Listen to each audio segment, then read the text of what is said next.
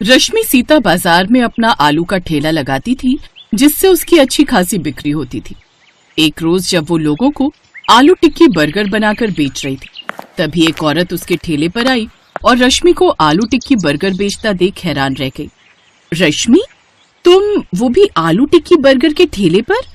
भला तुम पर ऐसी क्या मुसीबत आन पड़ी जो तुम ये आलू टिक्की का ठेला लगाकर बैठी हो?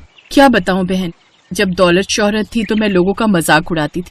आज किस्मत ने मेरे मुंह पर ऐसा तमाचा मारा है कि अब मेरे दिन ऐसे हो गए हैं। वैसे बड़े दिन बाद मिले हैं, चलो तुम्हारे घर चलकर चाय पीते हैं, फिर बातें करेंगे। अच्छा 2 मिनट रुको, मैं ठेला बंद कर देती हूँ, फिर साथ में चलते हैं। वो जब रश्मि के घर पहुंचती है तो उसकी झोपड़ी देखकर हैरान रह जाती है। रश्मि, ये क्या है? तुम्हारा तो इतना बड़ा बंगला था, फिर ये सब? मेरी तो कुछ समझ में नहीं आ रहा। अंदर चलो दीदी, मैं तुम्हें सब बताती हूँ। रश्मि, इस बार हमारी वेडिंग एनिवर्सरी पर मैंने बहुत बड़ी पार्टी रखी है, तो तुम्हें जिसे भी पार्टी में बुलाना हो बुला लेना। अच्छा ठीक है जी, मैं लिस्ट बना लेती हूँ कि मेरी कौन कौन सी फ्रेंड्स आएंगी। और हाँ, साथ में अपनी बहन कोमल को भी फोन कर देना। ओफो अंकुर, उन्हें बुलाने की क्या जरूरत है? आपको तो पता ही है वो कितने गरीब हैं। अगर वो पार्टी में आ गए तो सबके सामने हमारी इंसल्ट करवा देंगे। अरे फिर कहाँ हमारा स्टेटस और कहाँ उन लोगों का। ये तुम कैसी बातें कर रही हो रश्मि? कोमल तुम्हारी सगी बहन है, भला उनके बारे में तुम ऐसा कैसे बोल सकती हो? वो बात नहीं है, मैं तो आपके भले के लिए कह रही थी कि जब तुम्हारी बिजनेस पार्टनर उस पार्टी में आएंगे तो वो क्या सोचेंगे कि आपके रिश्तेदार कैसे हैं। लेकिन खैर कोई बात नहीं, आप उन्हें बुलाना ही चाहते हो तो ठीक है, मैं उन्हें फोन कर दूंगी। अंकुर और रश्मि ने अपनी एनिवर्सरी पर बहुत बड़ी पार्टी रखी थी। तभी पार्टी में रश्मि की बहन कोमल अपने पति सूरज के साथ आती है। वो दोनों काफी गरीब थे, जिस कारण रश्मि उन्हें पसंद नहीं करती थी। वो पार्टी में बेहद ही सस्ते से कपड़े पहन कर आते हैं। अरे रश्मि, ये दोनों कौन है? नौकर है क्या तेरे? हाँ, नौकर ही है। पार्टी शुरू हो गई है और ये दोनों अब आ रहे हैं, मैं अभी इनकी खबर लेती हूँ। रश्मि जल्दी से उन दोनों को अपने कमरे में ले जाती है। अरे दीदी, आ गए आप दोनों? ऐसा करो, आप दोनों इसी कमरे में बैठो, तब तक मैं आप लोगों के लिए कुछ स्नैक्स भिजवाती हूँ। अरे नहीं रश्मि, अभी तो तुम्हारा एनिवर्सरी का केक कटना बाकी होगा ना, तो अभी से यहाँ बैठकर हम क्या करेंगे? हम भी बाहर ही चलते हैं। अरे नहीं, बाहर तो बहुत सारे मेहमान आए हुए हैं, आप लोग भी खामखा परेशान ही होंगे। इसमें परेशान होने वाली कौन सी बात है? तभी रश्मि की सहेली रोमा उसे ढूंढते हुए वहां आ जाती है। अरे रश्मि, तू यहाँ है, मैं तुझे कब से ढूंढ रही हूँ, और तू इनको यहाँ क्यों ले आई? बाहर मेरे बच्चे ने कोल्ड ड्रिंक गिरा दी है, इन दोनों नौकरों से बोलकर जरा साफ करवा देना। जी देखिए, आपको कोई गलतफहमी हुई है, हम इनके नौकर नहीं बल्कि रिश्तेदार हैं। मैं इनकी बहन हूँ और रश्मि मेरी दीदी है। क्या बहन हो? तो फिर रश्मि, तुम ऐसा क्यों कह रही थी कि तुम यहाँ काम करने आए हो? उस समय तो जैसे तैसे रश्मि बात को संभाल लेती है। अरे नहीं रोमा, तुम्हें शायद कोई धोखा हुआ होगा। वो तो मैं शीला और बिरजू, मेरे नौकरों के बारे में बात कर रही थी। अच्छा चलो अब केक काट लेते हैं, कहीं देर ना हो जाए। फिर रोमा रश्मि से पार्टी में पूछती है, वैसे एक बात बता, तूने उस वक्त झूठ क्यों कहा? मुझे बताया क्यों नहीं कि वो तेरी बहन और जीजा है? मैं जानती हूँ रोमा, अगर मैं तुम्हें सच बता देती तो तुम मेरा मजाक उड़ाती कि ये गरीब मेरे रिश्तेदार है, इसलिए ये बात मैंने तुमसे छुपाई थी। ठीक भी है। वैसे इन गरीबों को तुम्हें पार्टी में इनवाइट नहीं करना चाहिए था, और अगर सबको पता चल गया कि ये तुम्हारी बहन और जीजा जी हैं तो तुम्हारी सच में बहुत इंसल्ट होगी। सच कहूँ, इनसे अच्छे कपड़े तो तुम्हारे घर के नौकर पहनते हैं। क्या करूँ यार, मैं तो खुद इनको नहीं बुलाना चाहती थी, वो तो अंकुर की वजह से मुझे इनको बुलाना पड़ा। उन दोनों की ये सारी बातें कोमल सुन लेती है और वो सब सुनकर कोमल को बड़ी ठेस पहुंचती है। वो जल्दी से अपने पति के पास जाती है और कहती है, चलिए जी अब घर चलते हैं। लेकिन अभी हम कुछ देर पहले तो आए थे, फिर तुम्हें अभी क्यों जाना है? बस आप चलिए, मेरा अब यहाँ रुकने का मन नहीं है। किसी ने तुमसे कुछ कहा क्या कोमल? कुछ नहीं जी, बस यूं समझ लीजिए, जब लोगों के पास पैसा आ जाता है ना तो उनका दिमाग चढ़ जाता है। अमीर लोगों के यहाँ गरीबों की कोई इज्जत नहीं होती। ओह, तो ये बात है। ठीक है कोमल, चलो चलते हैं। वो दोनों बीच पार्टी से चले जाते हैं, लेकिन रश्मि को इन सब से कोई फर्क नहीं पड़ता।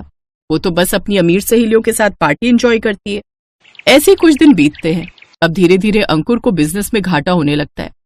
अपनी कंपनी को फिर से उठाने के लिए वो कई बैंकों से लोन ले लेता है, लेकिन उन सब के बावजूद भी वो अपनी कंपनी बचा नहीं पाता। पता नहीं कोमल क्या हो रहा है, कई महीनों से मुझे कोई नया टेंडर नहीं मिल रहा, ऊपर से बिजनेस में भी खूब घाटा हो रहा है, ऊपर से मेरे ऊपर इतना सारा लोन है कि उसे चुकाने के लिए मुझे अपनी कंपनी और ये घर बेचना पड़ेगा। कंपनी को बेचकर भी मेरा लोन पूरा नहीं हो पा रहा, इसीलिए कोर्ट ने इस घर को बेचकर लोन पूरा करने का फैसला किया है। हम बर्बाद हो गए रश्मि, हम सच में बर्बाद हो गए। मैंने बहुत सारे गरीबों का हक मारा है, शायद इसीलिए मेरे साथ ऐसा हुआ है। पिताजी सही कहते थे, जब भी कोई काम करना पूरी ईमानदारी के साथ करना। अगर मैंने उनकी बात मानी होती तो आज मेरे साथ ऐसा कुछ नहीं होता। अंकुर अपनी एक्सपोर्ट कंपनी को बचाने की बहुत कोशिश करता है, लेकिन उसका घर भी नीलाम हो जाता है। अब उनके पास रहने के लिए कोई भी जगह नहीं होती। अब हमारे पास रहने का बिल्कुल भी ठिकाना नहीं है। लगता है पास के गांव में ही झोपड़ी डालकर रहना पड़ेगा।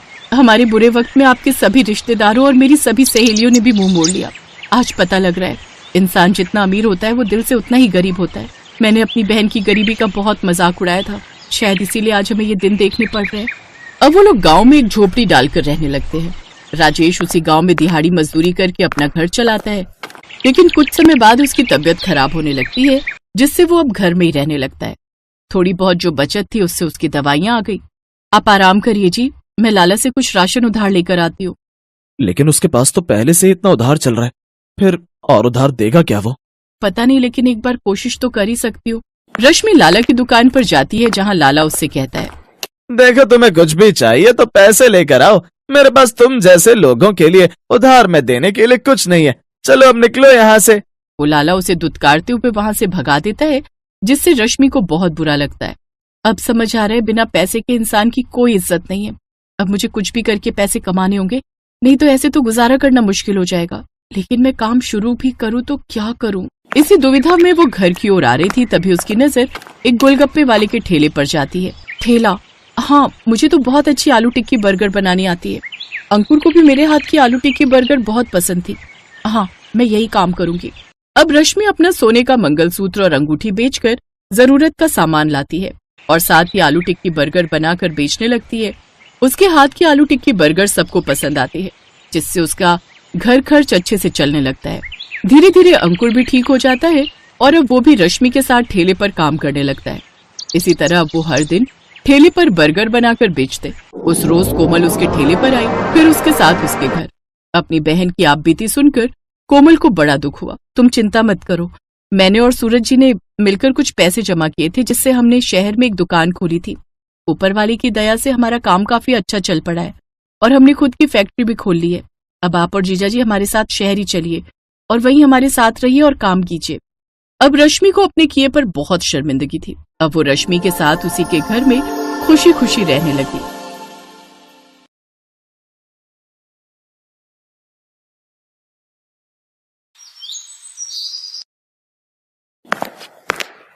माँ, तुम रो क्यों रही हो? बेटा, तेरे नाना जी की तबीयत बहुत खराब है, हमें जल्दी से गांव जाना होगा। पर माँ, नाना जी को क्या हुआ? ललिता की बात सुनकर छोटा रौनक भी उदास हो गया। ये कहानी है ललिता और उसके 6 साल के बेटे रौनक की। ललिता के पति मुकेश की बहुत पहले ही मौत हो गई थी। मुकेश के जाने के बाद रौनक की जिम्मेदारी ललिता पर ही थी। वो मेहनत मजदूरी करके रौनक और अपना पेट पाल रही थी। उस दिन ललिता को पता चला कि उसके पिताजी की तबीयत बहुत खराब है और वो अपनी आखिरी सांसें गिन रहे हैं। ये सुनते ही ललिता ने फौरन कुछ कपड़ों की एक पोटली बनाई और रौनक को साथ लेकर रेलवे स्टेशन की तरफ पैदल ही चल पड़ी। माँ, हम ट्रेन से जाएंगे? हाँ बेटा, इस टाइम गांव जाने के लिए कोई बस नहीं मिलेगी, इसीलिए ट्रेन से जाना पड़ेगा। अच्छा सुनो माँ, कुछ खाने को है क्या? बहुत भूख लग रही है। ललिता के घर से रेलवे स्टेशन की दूरी बहुत ज्यादा थी और पैदल चलते चलते रौनक को बहुत तेज भूख लग गई थी।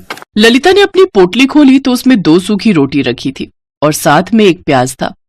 सूखी रोटी देखकर रौनक का मुंह बन गया, लेकिन वो भी जानता था कि उसकी माँ ललिता और वो बहुत तेजी में स्टेशन के लिए निकले थे। रौनक ने चुपचाप रोटी और प्याज खाया और ललिता की गोद में ही सो गया। फिर थोड़ी देर बाद, उठ रौनक, देख ट्रेन आ गई, चल बेटा जल्दी उठ जा। अरे वाह, कितने दिन बाद आज हम ट्रेन में जाएंगे। रौनक को ट्रेन में बैठने की खुशी थी, लेकिन ललिता के आंसू थम नहीं रहे थे। उसे तो अपने पिता की चिंता सता रही थी। पूरे सफर के दौरान रौनक बस खिड़की के पास बैठकर बाहर की चीजों को निहारता रहा। वहीं ललिता बस सीट पर पीछे सिर टिकाए बैठी रही और अपने पिता की सलामती की दुआ करती रही। लेकिन ऊपर वाले को तो कुछ और ही मंजूर था। ललिता के पिता की मौत हो चुकी थी। उस दिन ललिता बहुत रोई। पिता का अंतिम संस्कार कर ललिता रौनक को लेकर वहां से चली आई। पिता के गम में वो ये बात भूल ही गई थी कि उसके साथ छोटा बच्चा भी है और रास्ते में। माँ, भूख लगी है। रौनक की बात सुनकर ललिता को होश आया। उसके पास रौनक को देने के लिए कुछ नहीं था। तभी वहां से एक आदमी गुजरा जो चिप्स और केक बेच रहा था। भैया, चिप्स हैं क्या? नहीं, चिप्स तो नहीं है, लेकिन बस ये एक केक बचा है। अच्छा, कितने का है? छोटे वाले तो सारे बिक गए, बस ये 60 वाला है। बताइए, दे दूं? ललिता ने अपनी साड़ी के पल्लू में लगी गांठ खोली तो उसमें कुल मिलाकर बस 40 रुपए ही थे, जिन्हें देखकर वो केक वाला खुद ही वहाँ से चला गया। रौनक भी समझ गया कि केक लेने के लिए उसकी माँ के पास पैसे नहीं है और खिड़की की तरफ देखने लगा। रौनक बहुत ही समझदार था, उसने अपनी माँ से फिर कोई जिद नहीं की। कई घंटों के सफर के बाद ललिता और रौनक अपने स्टेशन पहुंच गए। वहां पहुंचते ही रौनक रोने लगा। ललिता समझ गई कि अब रौनक से भूख बर्दाश्त नहीं हो रही है। तभी वहां एक दुकान से आवाज आई, पूरी सब्जी खा ले, 20 रुपए में ही है। उस आदमी की आवाज सुनकर ललिता को ऐसा लगा जैसे उसकी मुराद पूरी हो गई। ललिता ने सोचा कि वो 2 आलू पूरी खरीदेगी, एक रौनक खाएगा और एक वो भी खा लेगी। उसने भी तो 2 दिन से कुछ नहीं खाया था। ललिता ने 40 रुपए देकर आलू पूरी खरीदी। में बहुत थोड़े से आलू और सिर्फ 2 ही पूरियां थी। ये देखकर ललिता ने अपना डिब्बा भी रौनक को दे दिया। रौनक ने पेट भरकर खाना खाया और फिर शाम को, माँ, पेट में बहुत तेज दर्द हो रहा है और 3 बार उल्टी भी हो चुकी है। इतना कहते ही रौनक बेहोश हो गया। ललिता फौरन उसे डॉक्टर के पास लेकर पहुंची तो डॉक्टर ने उसे बताया कि रौनक को फूड पॉइजनिंग हुई है।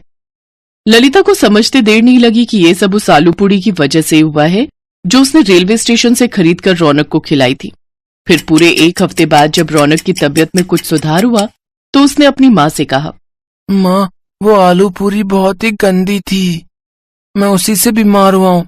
पता नहीं मेरे जैसे और कितने बच्चे बीमार होंगे उन गंदे अंकल की आलू पूरी खाकर। रौनक ने लाख की बात कही थी, जिसे सुनकर ललिता सोच में पड़ गई। और फिर थोड़ी देर सोचने के बाद ललिता को उसके जीवन का मकसद मिल गया और नया रोजगार भी। ललिता ने स्टेशन के पास ही अपनी नई झोपड़ी बनाई और वहीं बड़ी सी कढ़ाई रखकर एकदम ताजी आलू की सब्जी और गर्मा गर्म पूरियां तलने लगी। आ जाओ, बस 20 रुपए में 6 पूरी और ढेर सारी सब्जी खा लो। उसकी बनाई आलू पूरी बहुत ही स्वाद बनी थी और सिर्फ 20 रुपए में अब वहाँ हर किसी का पेट भर रहा था। तभी वहाँ एक औरत आई, उसके साथ एक छोटा बच्चा भी था, जिसे देखकर रौनक ने कहा, आराम से खाओ और जितना जी चाहे उतना खाओ। इसे खाकर तुम्हारी तबीयत खराब नहीं होगी, क्योंकि ये आलू पूरी मेरी माँ ने बनाई है, उन गंदे अंकल ने नहीं। मासूम रौनक की बात सुनकर वहाँ खड़े सभी लोग हंसने लगे और सामने खड़ा आदमी अपने बासी आलू पूरी के डिब्बे समेटने लगा। Best buddies. Hello friends, Thanks for watching this video. अगर आपको ये वीडियो पसंद आया है तो प्लीज लाइक, सब्सक्राइब, कमेंट्स करें इस वीडियो पर और हाँ, शेयर करना भी ना भूलें। और भी मजेदार वीडियो देखने के लिए नीचे दिए गए बेल आइकॉन को दबाएं। देखते रहिए बेस्ट बडीज।